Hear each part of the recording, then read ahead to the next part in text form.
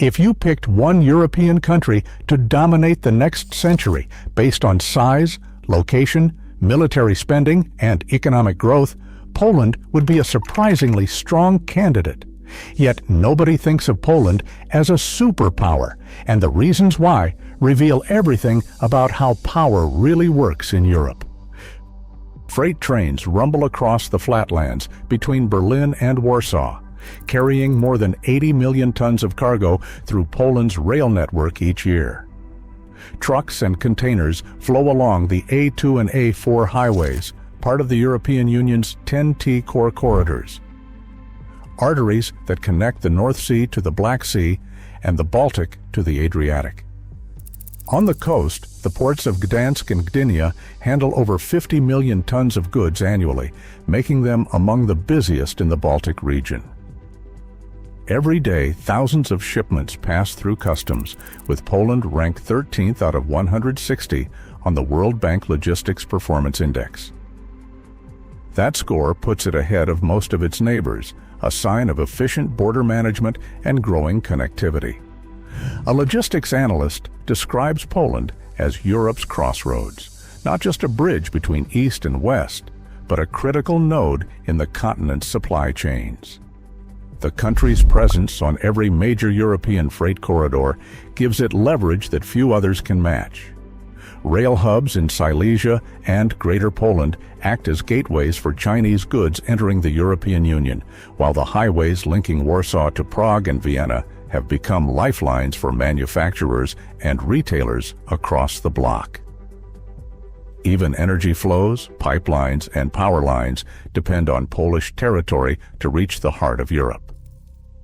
This physical connectivity is not just about maps or tonnage.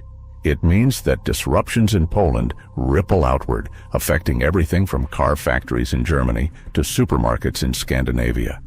The numbers are clear. More than 1/3 of Central European freight moves through Polish hands. As Europe's economic and security landscape shifts, the value of controlling these corridors only grows. Poland's geography grants it a kind of silent power, felt every time a train crosses the border or a container ship docks at Gdansk. The question is whether that advantage can be turned into something more than just transit and leveraged for true influence at the European table. After the fall of communism, Poland's economy began a transformation few could have predicted. In 1990, GDP per capita hovered around $1,700. By 2025, total nominal GDP is projected to top $1 trillion, a seven-fold increase over 3 decades. That surge places Poland among the fastest-growing economies in Europe, outpacing not only its post-Soviet peers, but also many older EU members. The numbers tell the story. Annual growth rates regularly outstrip the European average. By the mid-2020s, Poland's GDP per capita surpassed $23,000. What sets Poland apart isn't just the scale of growth, but its resilience. In 2008 and 2009, as the global financial crisis sent the rest of the EU into recession, Poland kept growing.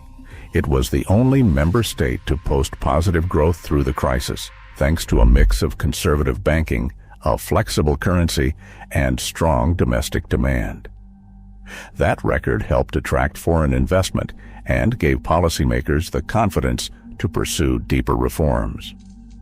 Technology and entrepreneurship became new engines of expansion. Warsaw's startup scene now draws billions in venture capital, with over 1,000 tech startups operating in the city. One standout, Doc Planner, grew from a small Polish team into Europe's leading medical booking platform, now serving millions across several countries. These success stories signal a broader shift from low-cost manufacturing to high-value services and digital innovation.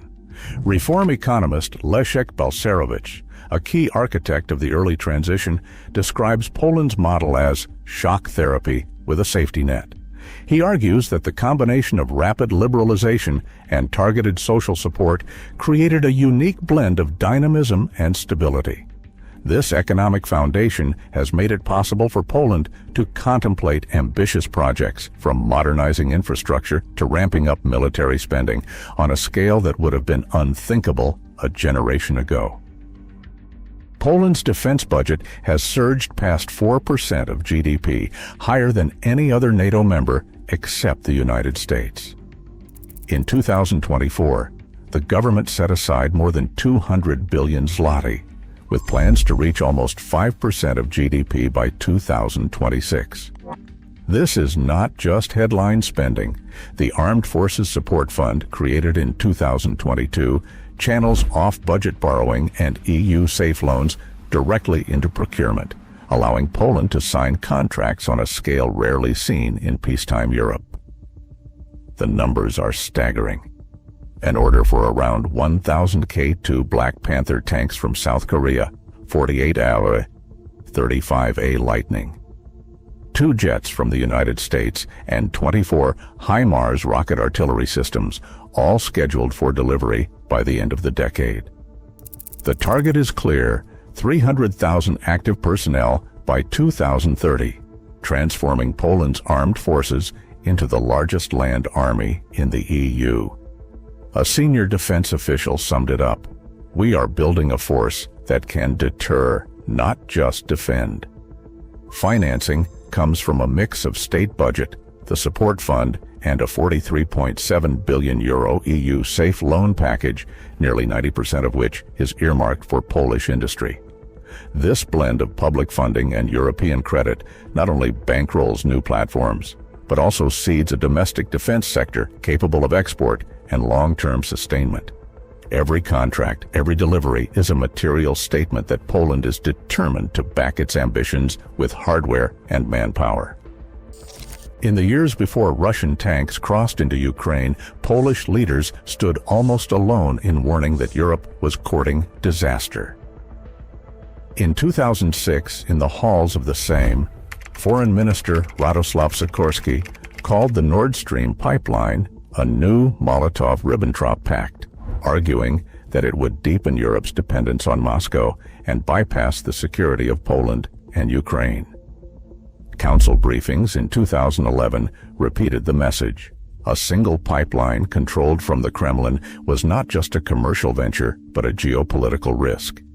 German and French officials dismissed these concerns as old fears dressed up for a new era, insisting that dialogue and trade could anchor Russia to the European order. When the invasion began in February 2022, the warnings that once drew polite smiles suddenly sounded prophetic. Russian gas supplies became a weapon. The pipelines Poland had fought to block or diversify now stood at the center of Europe's